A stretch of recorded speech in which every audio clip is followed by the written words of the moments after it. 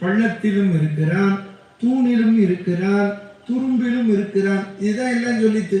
கம்பன் என்ன சொல்றான் பாரு, தந்தையே இந்த தூணில் இருக்கிறானா என்று கேட்டீர்களே, இந்த சொல்லிலும் இருக்கான்னா.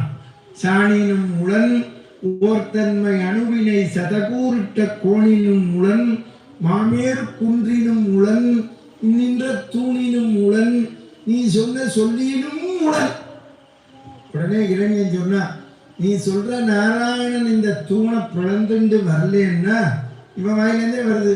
சிங்கம் எப்படி யானையை கொன்று திங்குமோ உன்னை கொன்று தின்பேன்னா. இப்ப அந்த பெருமாள் எப்படி தூணுக்கு போனான்னா பட்டத்திரி சொன்னார். இவன் பரமபதம் போன போது இவன் இதயத்துல உட்கார்ந்தாரோ இல்லையோ, இந்த தூண்ல இருக்கானான்னு கையை காமிக்கிறப்போ கை வழியா போயிட்டான். அதனால்தான் யாரையும் கையை காமிச்சு பேசக்கூடாது, சிங்கம் வந்துடும். புரிஞ்சது உனக்கு? அப்போ பெருமாள் தூணுக்குள்ள போய்